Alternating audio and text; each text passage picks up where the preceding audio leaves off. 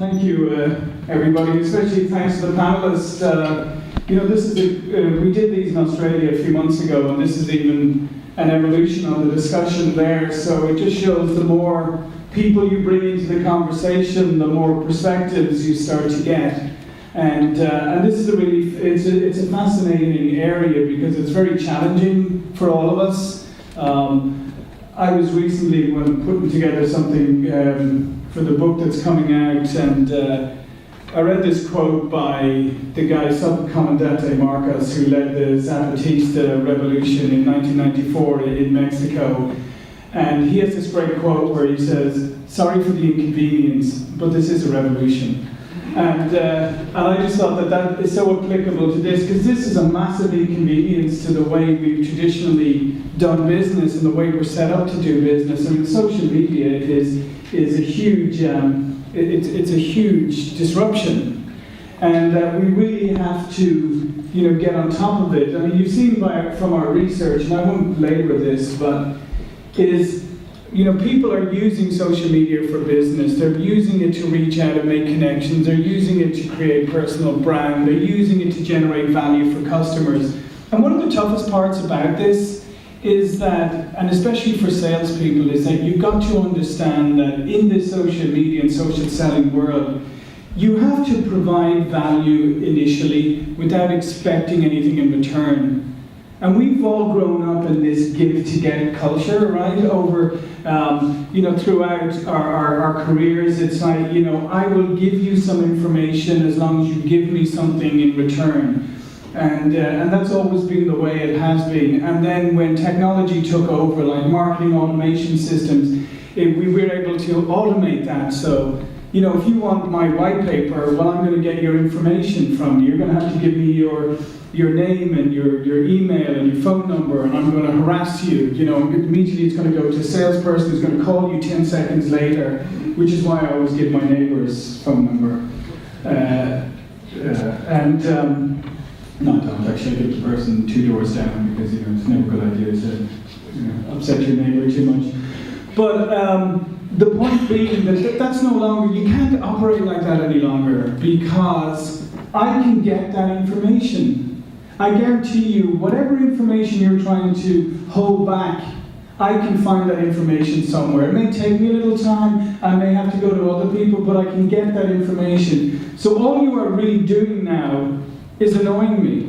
And again, as a buyer, it's not a good strategy to annoy your buyers. So the more you hold back, the more you restrict access to valuable information that can help a buyer in their buying process and in their self-discovery process, the more you hold that back, the more you are annoying and switching off that buyer, and you're going to drive that buyer to somewhere else, to somebody else who is more open with it. So again, sorry for the inconvenience, but it's a revolution. And we have to learn that you have to be able to provide value without expectation of getting something back immediately. And you have to have confidence in your products and in your services and your solutions and what you have to offer, and realize that that's the key now, is that you have to have that confidence to be able to facilitate the buyer's self-discovery process.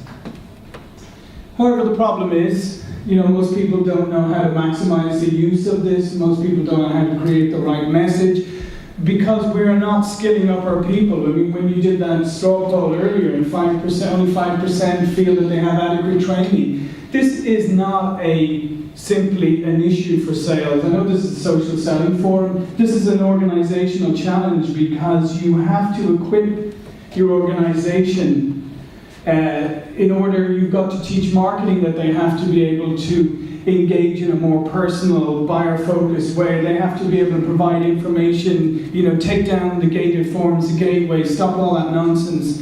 You also have to have sales and marketing working much closer together. If marketing are good at messaging, they need to help teach salespeople how to be good at messaging. You need to provide guidelines for your salespeople, for those people who are engaging online, so that they're working within some framework that they understand. So it's not a Wild West free-for-all, right?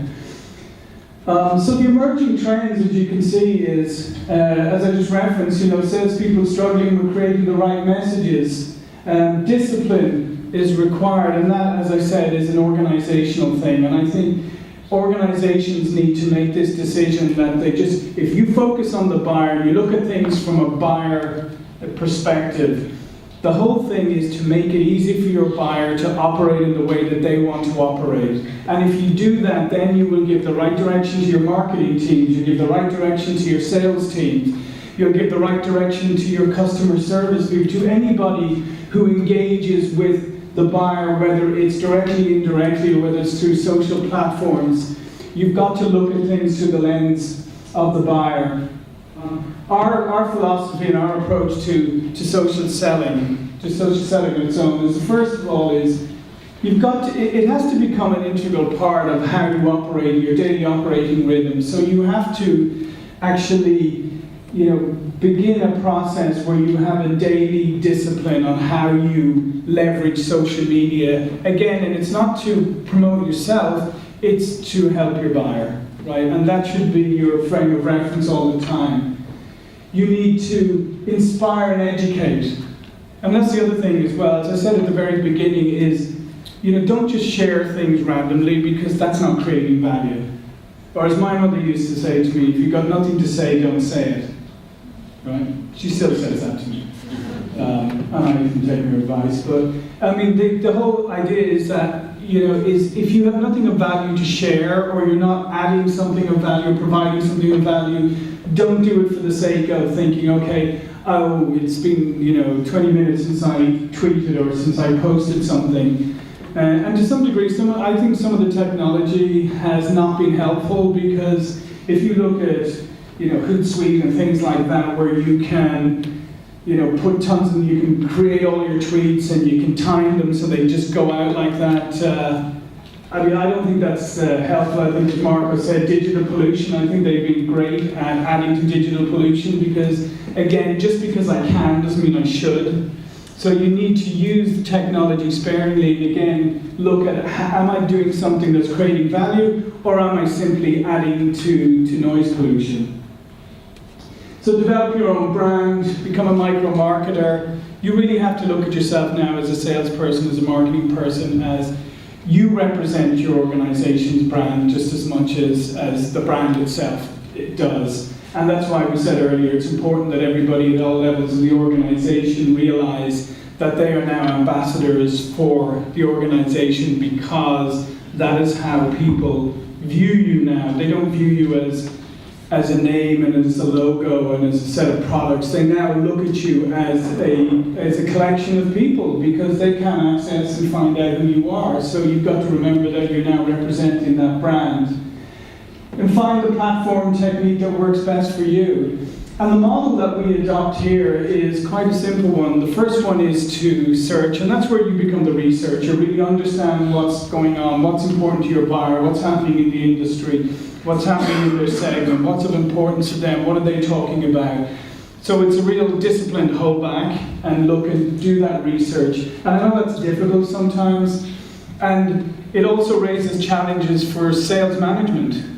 And again, as I say, this is organizational issues. If you come across your salesperson sitting in the office and they're on LinkedIn and they're doing research, there's a tendency to think, well, what are you doing? Why aren't you on the phone? Why aren't you out calling a customer? What's going on? You have to rethink that and realize that you have to give your salespeople the space to actually be able to do this, because otherwise you're defeating the whole purpose of it. So the research element has to become something that's important. Then the listen, so when you find out where your people are, what the issues are, then go and find out where they are, the groups that they're hanging out in. There's nothing worse than seeing, sellers belonging to their own groups, like other sellers, and you're saying, well, what's the point of that? You want to belong to the groups that your buyers belong to, because that's where you can actually listen and understand, and that's eventually where you can share and create value. And then if you can credential yourself to creating value, then you can engage directly with them and you can advance the sales process. Because that's the other important thing to take away, is that this isn't just for the sake of it. At the end of the day, social selling, the goal is actually to sell something. So at some stage your goal has to be to actually engage with the buyer. But you have to earn that right by going through this very deliberate and disciplined process in order to do so. And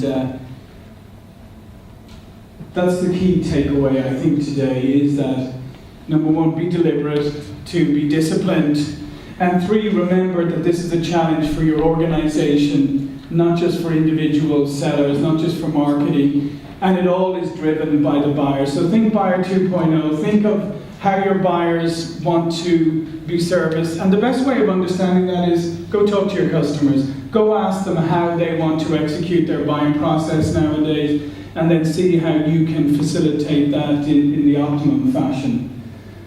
So again, I'd like to thank Marco, Crystal, Andrew for helping us and coming out here today and being such great panelists and providing such great insight. Thanks once again. Yeah.